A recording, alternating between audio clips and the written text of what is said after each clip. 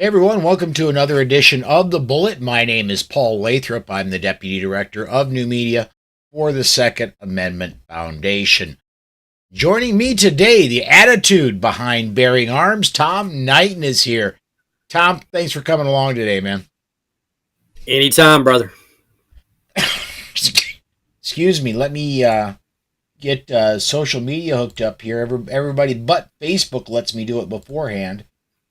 And Facebook, of course, makes me wait until I actually push the buttons to go live, so I'm distracted while I'm on the air. But a lot of stuff. They say to err is human. To really file something up, you need Facebook involved. Yes, you do. First story I want to talk about today is something my boss has done.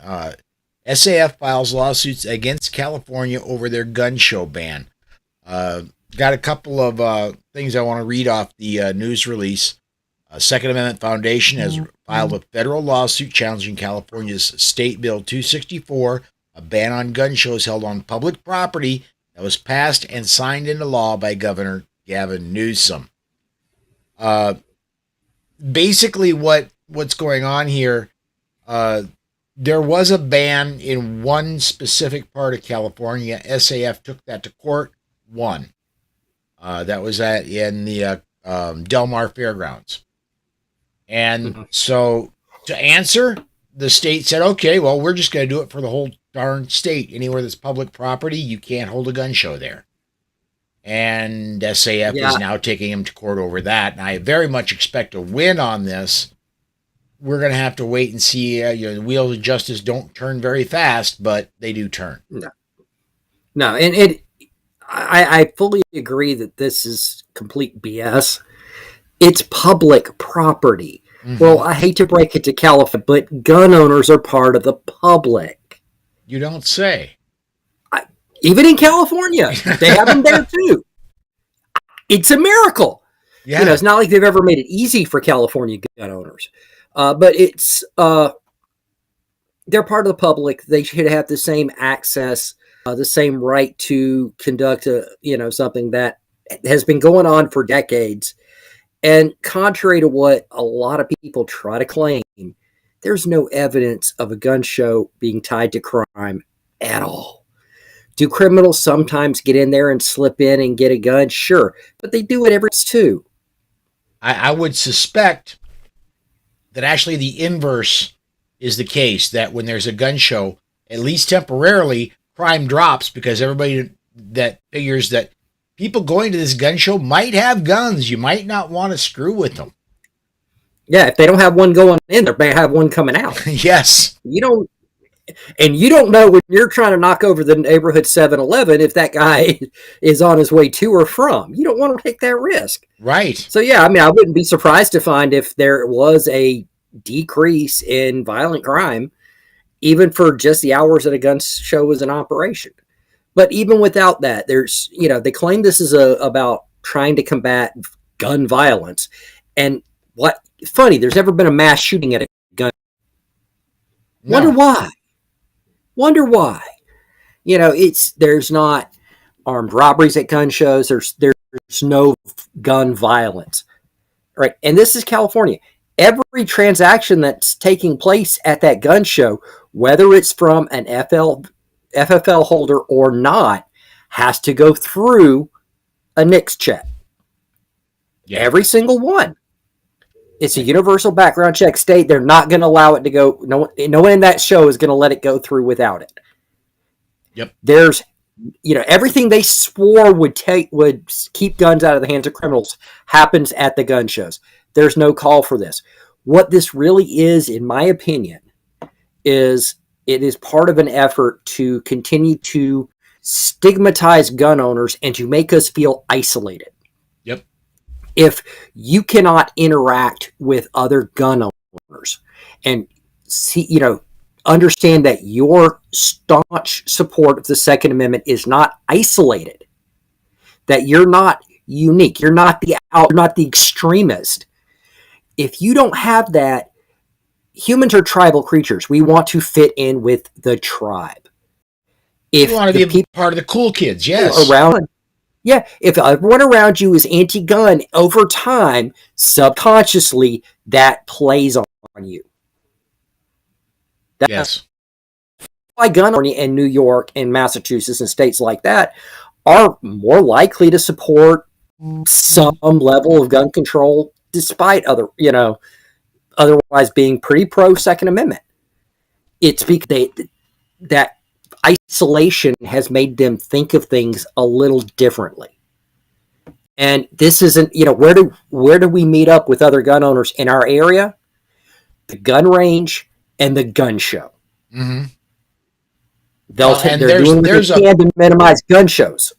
Gun ranges are next. There's a few of us that travel to things like Gun Rights Policy Conference, like NRA annual meetings, but by and large, if you want to meet with local gun owners, you go to the gun show when it comes to town.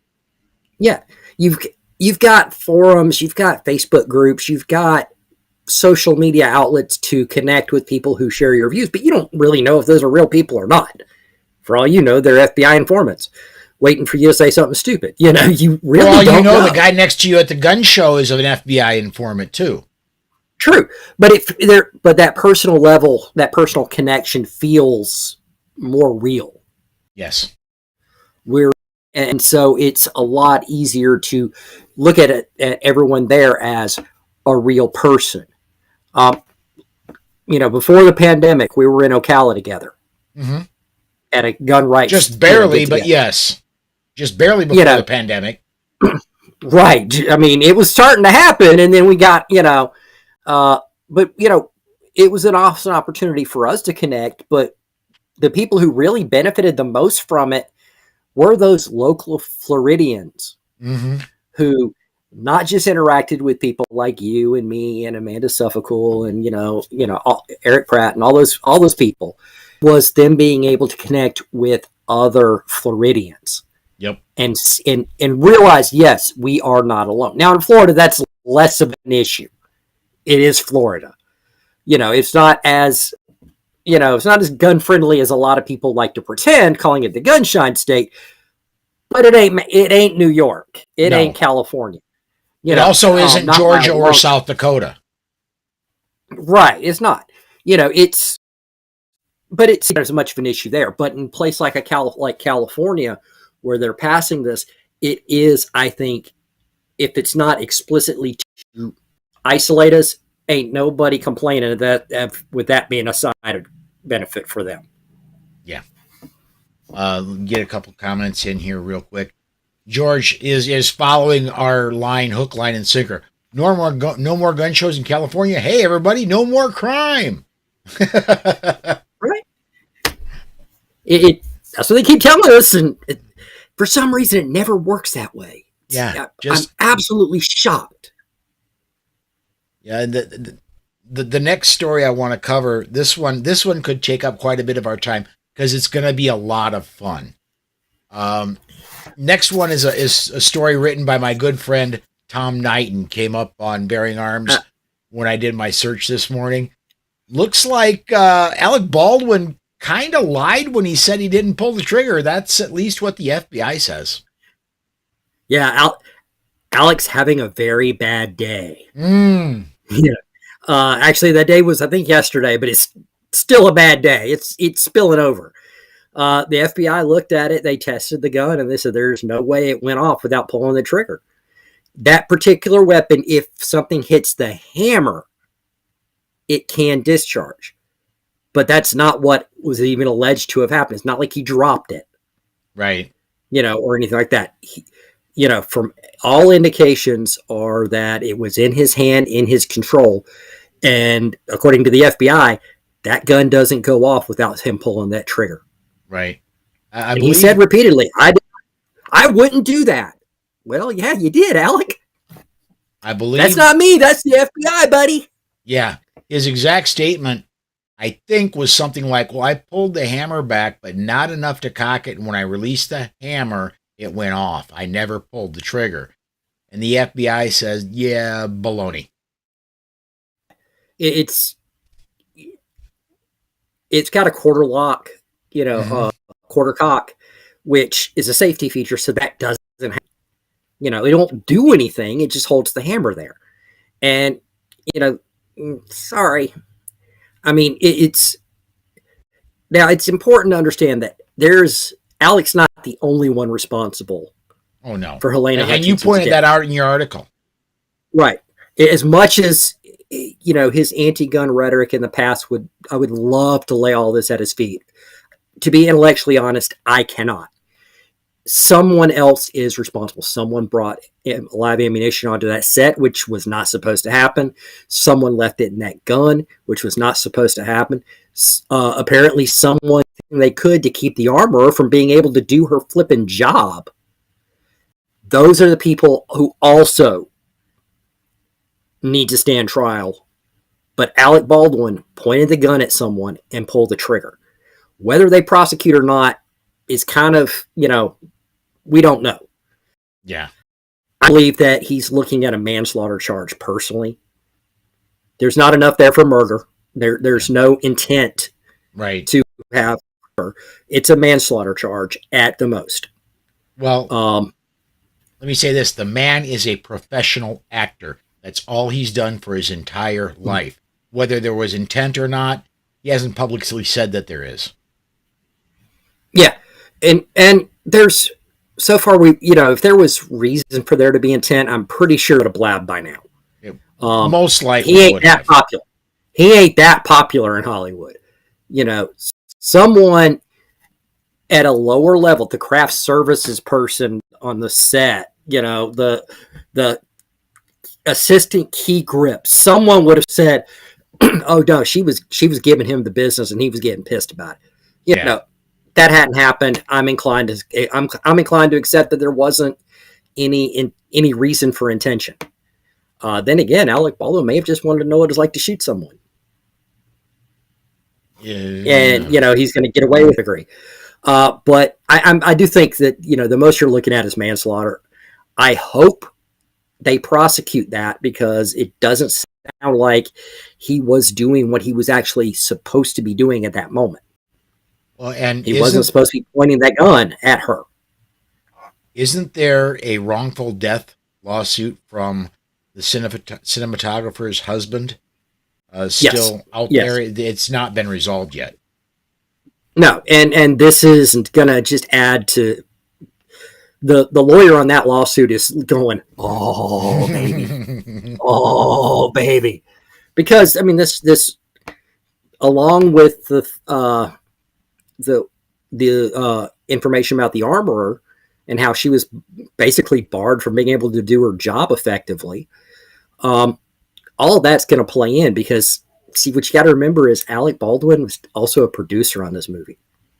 Well, and there's a lot of, and this is going to bring in some of my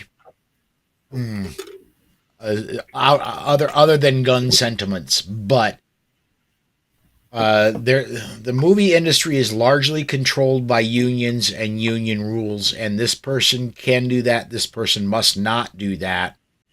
And the separation of everything, you know what? At least when it comes to guns, about an hour of real training and about 30 seconds of personal responsibility could have easily stopped this. Yeah. But it would have broken union rules. Yeah, that's exactly it. Had Baldwin checked the weapon to make sure it was unloaded or loaded with the proper blank ammunition, they would have had to completely reset everything, brought the armorer in, and he, that an actor checking the chamber on a weapon on a movie set is a no-no. I do not see how armorers are okay with this. I honestly don't. I get not trusting actors. Good Lord. Mm.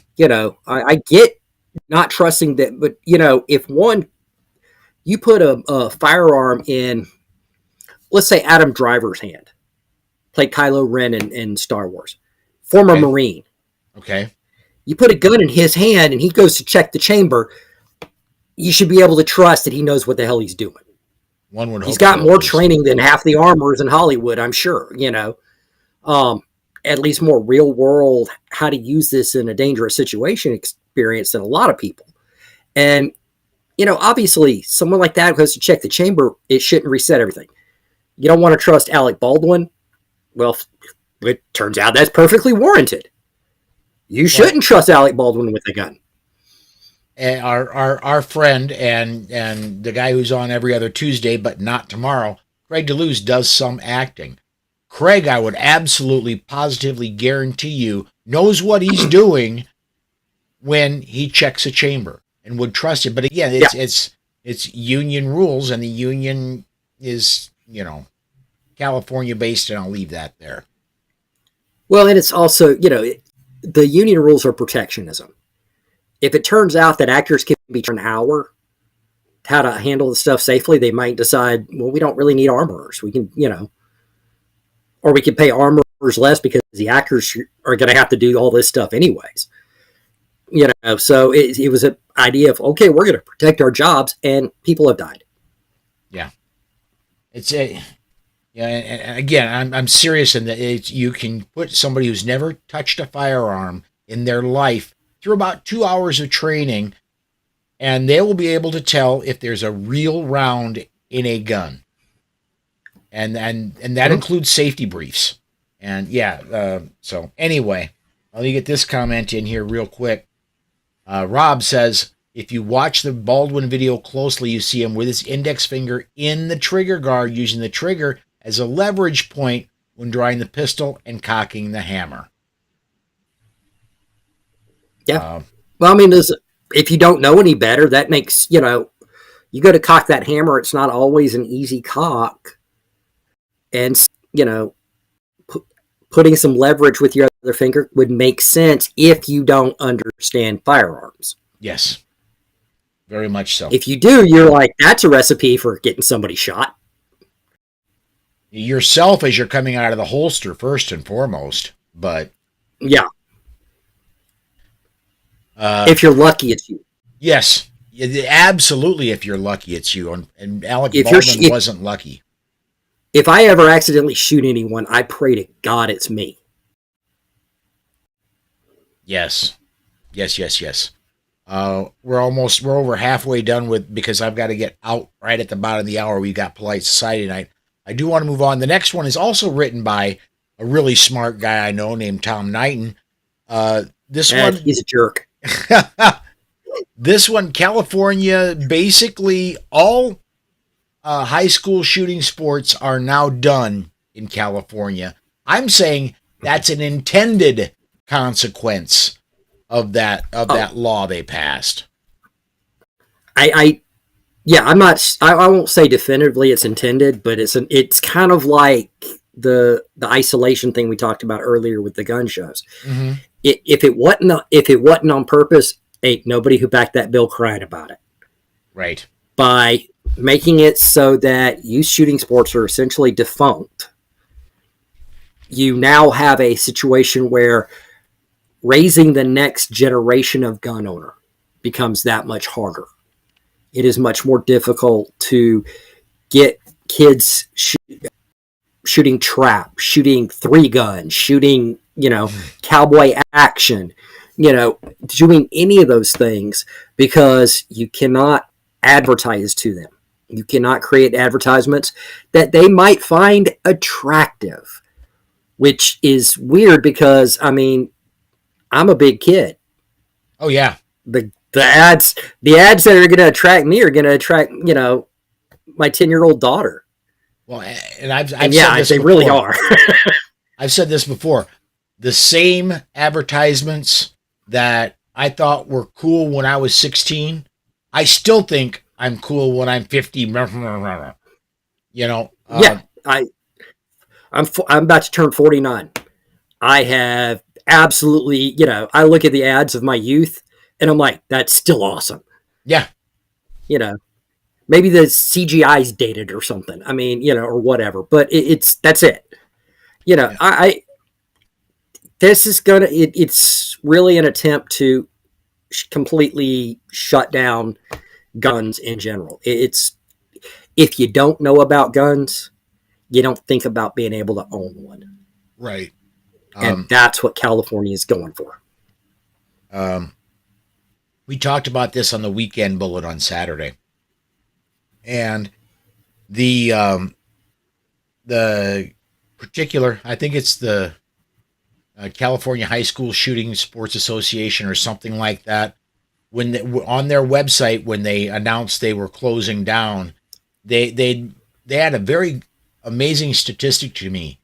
In all their years of operation, I don't remember how many it has been, but in all their years of operation, they'd never had one single injury. Period. They are the safest sport in California high school sports. I mean, think about it. How many kids? I was one of them. How many kids, when you went to high school through high school football, got an injury? I did. Basketball. I got baseball. An injury running track. Yeah. I had a track injury. It was a pulled muscle, but it was still an injury in track. And track's the least contact sport you can possibly come up with. You know, there's no such thing as less contact. Theoretically, baseball is non-contact. You try telling that when somebody's trying to slide into home. It's absolutely a contact sport. But or even just using your body to help field a grounder. Yes. It bounces up, catches you in the chest. That's, that can break a rib if it's hit hard enough. It certainly can. Especially if it hits just wrong. Well, and they use aluminum bats in high school. If you get a good, strong kid nailing a fastball, it's going to go back at that pitcher at a speed that you better hope that glove gets in the way. Yeah. These are non-contact sports that can have those kind of injuries. And here you have a sport using one of the most dangerous implements possible, because we're not going to pretend they're not dangerous, and they haven't had a single injury. Not even someone tripping and spraining their ankle. Right. All right. That is a testament to the care being provided those kids. And now they're being denied that. It's insane. Yeah. There's no way that should even be tolerated. You're absolutely And I hope the courts end up overturning that too, because it's, companies have First Amendment guarantees as well. As long as they're not promising they can't deliver, they should be free to advertise as they want, and let the consumer decide for themselves. If you don't want a gun, don't get one. If you don't want your child to have a gun, don't allow them access. But right, they started this after the JR-15 came out.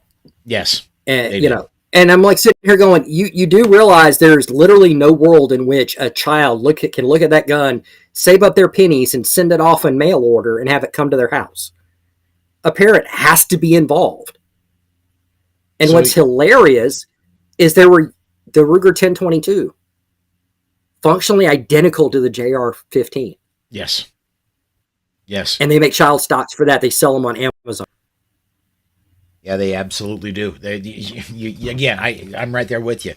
The logic of it just escapes you, but these are lawmakers. They don't need logic. They just need to feel like they're doing something. And it's all they need are feels. Mm-hmm. It's really what 90% of this is based on anyways. They just feel so hard. Well, next one, again, we're going back to this Tom Knighton guy. Next one I've got up on the list here. I titled it, "You Can't Stop the Signal." Either you or Cam, somebody title it, "Spanish Arrest Shows the Futility of Gun Control." Yes, and it is "Don't Stop the Signal," because I have been the moment that the Department of State, I think, said that putting these files on the internet does not violate ITAR. Gun control was over. Any hope of gun control doing anything ended, including gun confiscation. Right? It just completely evaporated in that instant, because people can print guns, and if they can print guns, they're going. And this guy in Spain had almost completed building an AR-9. Yeah, in Spain. All right. all these parts. He didn't need a ghost gun kit. He was printing all that stuff, and he was in the process of printing the last parts. Where he messed up was he was involved in social media groups that were about building these guns, and the Spanish police were monitoring those groups. Yep. Big shock. But how many other people are doing this on the dark web, communicating this information, where the police can't get to them or don't know about them? Because there's not a Google for the dark web. But if someone, you get a couple comments in here quick. I mean, we're going back to the last story we were talking about, and I'm sorry to interrupt you, but because gun websites, Pete makes a great point here. The JR-15 has been around since SHOT Show 2019, if I recall, and he also says, for what it's worth, the 1022 is multiple rounds. The JR-15 is a single shot. You want to divide based on ignorance and unfamiliarity. We can fix that with awareness and education. Well, that's absolutely true. It's just we've got to get the right people to listen. We've got to get the people that make the laws to listen. So if anybody in California happens to know a state senator that voted for any of this, send them a link, will you? Yeah. Absolutely. And while you're at it, share the show around while you're at it. So, but yeah, I'm right there with you. Once Defense Distributed got the okay to put those, and they really did. I mean, they didn't actually go seek the okay. They did it, and then the Defense Department or the State Department eventually said, "Yeah, I guess it's okay."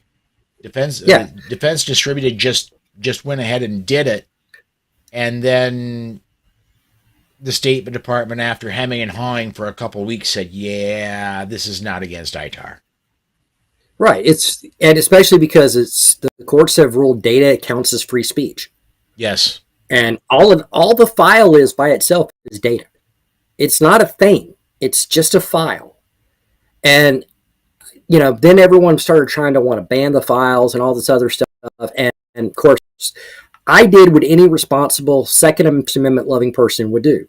I downloaded the files immediately. Yeah, and not just to the computer I'm talking on, but there's a computer over there that's got it. There's a computer in the bedroom that's got it. There's multiple. I've got them a few places too. Yeah, yeah, and it's I don't even have a 3D printer.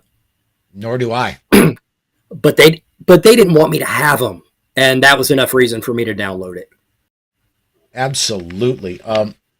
And we're coming down to the bottom of the hour here, so we're not going to be able to get a lot of more stories in. But one that I do want to mention here real quick is there was a gun buyback in New Orleans, specifically in Algiers, which is just outside of New Orleans. I'm going to read just a little bit of hoping to put a dent in the city's rampant gun violence. New Orleans City Councilman Freddie King III and others hosted a citywide firearm buyback event Saturday, August 13th at St. Stephen's Baptist Church in Algiers. Residents lined up to exchange dozens of handguns and rifles in an effort to get weapons off the street and reduce crime. And I want scrolling to did you see the picture there? It looks to me like a bolt action 30-30 is what they're so proud of. All right. I love how uncritically the reporter said this was getting guns off the street and all this. These are people who had antique they inherited from grandpa that they want and they didn't know what to do with. And they're like, well, I'll get a gift card for it. Yeah. Or they're dumping crime guns. Rarely does anybody sit here and go, I have this gun, I'm a criminal, but I'm going to turn my life around and I'm going to, it's not going to happen. They've done studies after study after study looking at whether buybacks work. They do not. The only study that ever tried to make any case in favor of buybacks, it was buybacks in association with other measures. And they never differentiated between what was the buyback and what were the other measures. In other words, based on every other study we've seen, the buyback didn't do anything. It was all the other stuff they did that did the good. Right. And so, in fact, it gives good feels, though. It gives really good feels. Well, about a year ago in Virginia, I believe, there was a buyback where planned where a reporter had looked at a study that just showed that buybacks don't work, and they called this official on it, and he's like, it's about the showing the people that we're doing something. It's public relations designed to without actually having to do anything. Right. We don't know what else to do, but okay, we'll have a buyback and people will be happy that we're doing something without us having to actually get our hands dirty and figure out how to deal with the violent crime issue. Yeah, and we're late, but I just want to, last point here is, if they give if they give out $50 per gun and they get a dozen guns turned in, there's there's $600 outlay right there. And look at how much PR this New Orleans buyback is getting, because that for $600. I wish I could spend $600 to get that kind of PR. Well, remember there was a guy in Houston who printed like 40 guns. Got $9,200. He had about $5 into them. He probably had about $5 in each of them. Yeah, he made bank. I'm like, the free market capitalist in me applauded. Yeah, and he probably did more to reduce crime than any of them because he bought a Glock with it. Let me get 2 comments in, then we really do got to fly. George Geller says, "Lefty loonies are good at ignorance. It's their superpower." And Spartan 6 says, "The buyback was so successful, there's no one outside of New Orleans heard about it, and all violent crime just stopped." Right? Well, oh yeah, absolutely. Just as I don't think there's any violent, I don't think there was any violent crime at that location. For the same reason, there isn't any violent crime when there's a gun show. There are people taking weapons there, and there are police there to take those weapons. So, but yeah, and to be quite frank, Spartan 6, you're right in that it wasn't really widely. I mean, I specifically was searching for these things when I found it today, so it wasn't widely found outside of New Orleans, but it's big in New Orleans. It did hit the media in New Orleans. So, $600 you cover a city with media. There you go. Pretty good ROI. All right. Well, that's going to do it for me. We got stories we didn't get to. I'll try to get them in tomorrow. No, actually, I won't, because tomorrow we're going to be having Paul Vallone, who's got a new book out. Let me see if I can get that pulled up here real quick. While I'm doing that, Tom, tell everybody about your stuff at Bearing Arms and anything else you'd like to plug. Sure. I'm at Bearing Arms. I'm doing about 6-7 stories a day there. Cam Edwards is also contributing a whole bunch. And a few other people pop up here and there, including John Petrolina, who some of y'all might have seen on here. You can also find me at tomknighton.substack.com, where I talk generally non-2A stuff. It's my outlet for general politics. So if y'all want to come over and check that out, I'd appreciate it. You can find me on Twitter at the Tom Knighton. Yeah, absolutely. And the book I was trying to get out of my memory, but I had to rely on the computer to jog my memory. Rules for Anti-Radicals, a practical handbook for defeating leftism. That's Paul Vallone's book, and we'll be talking with Paul tomorrow when Craig DeLuz will be joining me as well. So that's 5 p.m. tomorrow. Just all the rest of this week, 5 p.m. Central Time. Come join us. That's going to do it for us today, everybody. Thanks for watching. Come join us in 30 minutes for Polite Society. We'll see you then, everybody.